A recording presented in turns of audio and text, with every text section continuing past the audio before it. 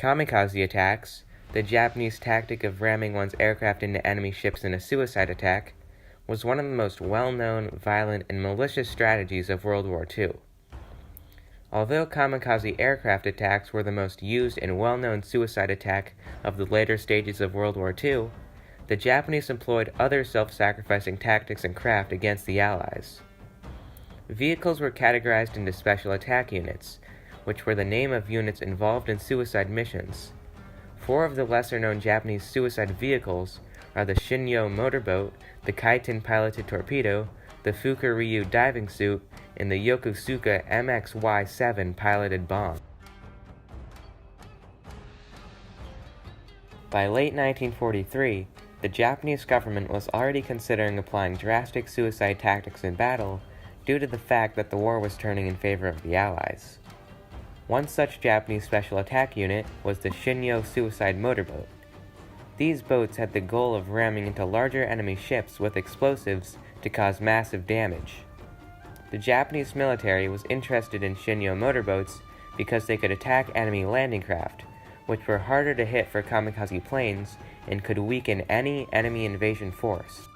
First developments of these motorboats used steel hulls, but this was quickly changed to address issues during testing to shorten production time and to preserve valuable war materials.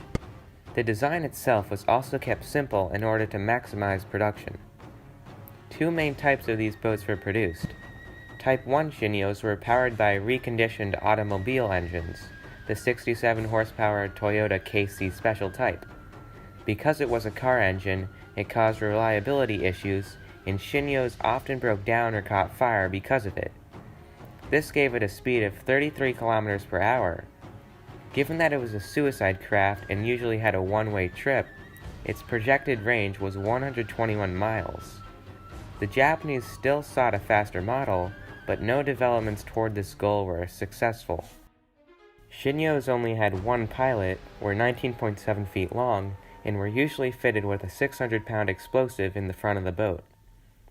Early Shin'yō warheads only exploded on impact, but later models had a detonation switch in the cockpit. Models built in 1945 were usually equipped with 2 120mm RAC-12 rocket guns capable of firing a 50-pound explosive. At close range, these weapons could kill enemy gunners on ships in lightly covered positions. The second model, the Type 5 Shin'yōs, were slightly different from the Type 1. These models were the commanding boats who led other Shin'yōs into battle. The boat had a crew of 2 and was additionally fitted with a 13.2mm heavy machine gun in the front of the boat. Furthermore, an additional Toyota KC Special Type engine of 67 horsepower was added to the boat, improving the speed to 56 kilometers per hour. Some Type 5 also included a radio communication system. A slightly longer hull was built to account for the extra equipment and crew member. Development of the Shin'yōs began in March 1944, with production starting up a month later and lasting until June 1945. The first pilots, who were only 15 to 17 years old, started training in August of 1944. Training was supposed to take 3 months to complete, but by September, these first squadrons were rushed into combat before they finished their training. Shin'yō squadrons first saw action during the American landings on Leyte in October 1944. Many Shin'yō were lost when they were being transported to battle due to reliability problems or enemy bombing raids. Poorly trained crews didn't help either. Shin'yō bases close to combat zones could be bombed if not hidden in natural coverings such as caves. Tightly packed parked Shin'yō also proved to be troublesome because if a fire broke out, it would rapidly spread and destroy many of the boats. During their 14-month production run, 6,197 Shin'yō were built, of the planned 7,000. Many Shin'yō never saw action because they were being reserved for the defense of the home islands if the Allies carried out Operation Downfall, which was the invasion of mainland Japan. Only a fraction of the total produced Shin'yō were used in combat, so in a way they were wasted. They managed to sink 6 American landing craft, a U.S. submarine chaser, and damaged 2 destroyers, a convoy, and a cargo ship. Although their performance was not ideal, Shin'yō were still one of the most successful Japanese special attack units. Fukuryu were Japanese suicide divers, or frogmen. Their intended purpose was to sink enemy ships from underwater with explosives. These frogmen wore a rather cumbersome metal diving suit, which with a full tank of oxygen could allow them to dive for 6 to 10 hours at a depth of around 10 meters.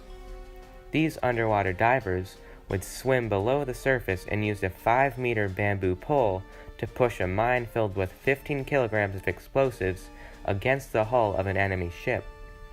The mine would detonate on impact and kill the diver in the process. Fukuryu were planned to be used to defend Japanese beaches during the anticipated, though never occurring, Allied invasion of Japan. The Japanese High Command predicted that the suicide divers could destroy 35 to 50% of the Allied invasion force before they landed. Although 1,000 Fukuryu diving suits were ready by August 1945, they could not be used to their fullest extent due to Japan's surrender. Fukuryu attacks could only be successful when surprise was achieved. The Allies also had previous experience with enemy frogmen when they dealt with Italian frogmen in the Mediterranean Sea. The only successful mission was when an American landing craft was damaged in the Palau Islands on January 8, 1945, by a Fukuryu diver. The Yokosuka MXY-7 was a single-seat piloted suicide jet bomb. These crafts were to be dropped out of bombers and pilots would fly them into naval targets at extremely high speeds. They were similar to kamikaze planes in that they were aircraft, but they lacked considerable range and maneuverability. Design work began in late 1944, but early tests disappointed Japanese military leaders. Initial models were simple gliders, but later models had engines installed for increased speed and maneuverability. After 10 earlier failed prototypes, the 11th finally succeeded in testing. This was to be the primary flying bomb model. Production began in January 1945 and lasted until shortly before the war's end. The MXY-7 came in at around 6 meters long and with its impressive 1,200 kilogram warhead weighed 2,140 kilograms. No landing gear was installed, and pilots were locked in after they were dropped to their eventual fiery death. Because of a lack of important war material, the MXY-7 was made of wood and had an aluminum frame. It was powered by 3 Type 4 Mark I Model 20 engines, which generated 800 kilograms of thrust and presented a range of 37 kilometers. A later variant had a halved warhead size and an increased range of up to 130 kilometers. A single MXY-7 was usually transported by a Mitsubishi G4M medium bomber over naval targets. Once in range of an enemy ship, the G4M would release its piloted flying bomb. MXY-7s could dive at speeds of up to 650 kilometers per hour, but they were incredibly difficult to handle and maneuver in a dive, so if a targeted ship ever performed an evasive maneuver, it would be difficult for the pilot to retarget. Furthermore, the intense speeds called for extensive training of 6 months, which only shortened the opportunity to use the bombs.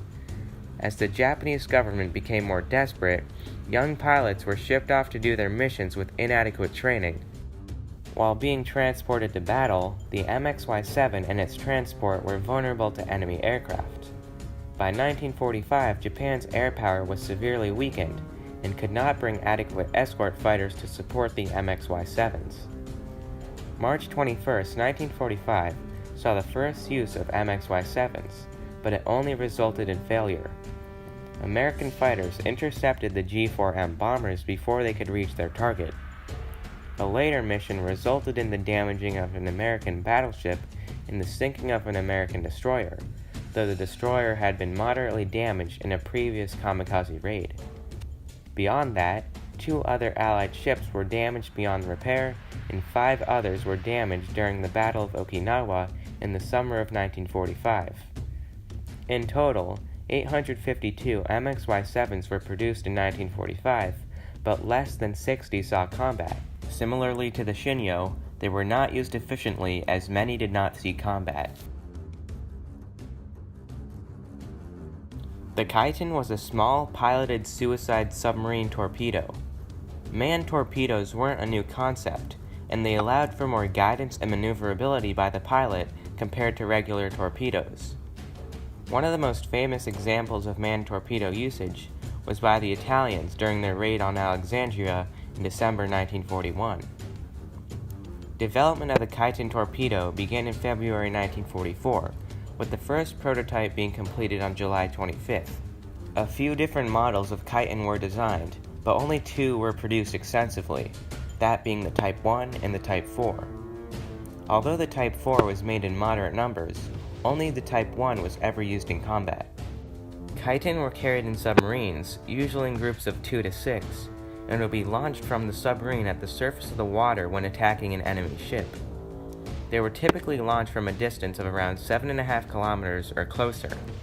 At the time of their development, 24 submarines, 14 destroyers, and 1 light cruiser had Kaiten launching capabilities, though only submarines were ever used to launch Kaiten. Kaiten were modified Japanese Type 93 torpedoes with extra room for a pilot and their controls. A standard Type 93 torpedo was 9 meters long, and the Kaiten Type 1 was 14.75 meters long.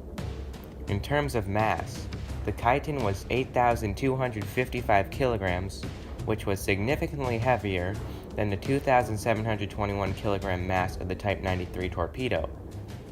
Included in the front of the Kaiten was a 1,496 kilogram warhead, which was 3 times more powerful than the standard Type 93 torpedo. Type 1 Kaiten used the Type 93 torpedo engine, which was a 2-cylinder engine of 550 horsepower. This allowed Kaiten to travel at speeds of up to 56 kilometers per hour. For a maximum range of 80 kilometers, Kaiten had a cruise speed of 22 kilometers per hour. Type 4 Kaiten were much larger and a bit slower. The Kaiten had a maximum depth of 76 meters, so submarines carrying Kaiten were vulnerable due to the depth restriction. When a Kaiten got within a kilometer of its target, it would come to the surface to make course corrections with its periscope and then dive back under again. If a pilot missed his target, he could attempt to turn around and try again, though this was difficult to pull off. Kaiten were already hard enough to control and were unreliable. Many Kaiten pilots lost in the middle of the ocean and low on fuel would self-detonate their warheads as they really had no other option. Training to be a Kaiten pilot was extremely dangerous. Pilots were usually men aged 17 to 28. The training process included practicing navigating through obstacles in the water and ramming into old ships with dummy warheads attached to their Kaiten. Ramming into ships at full speed during Kaiten practice often resulted in many severely injured pilots. 15 pilots died in training, with many others being injured.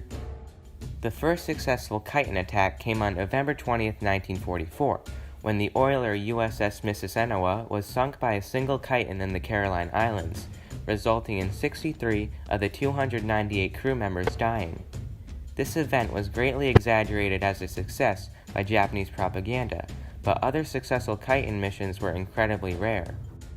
A second successful attack mission came on July 24, 1945, when a Japanese submarine carrying 6 Kaiten spotted a destroyer, the USS Underhill, around 150 miles north of the Philippines. 2 of the 6 Kaiten on board failed to launch due to mechanical failure.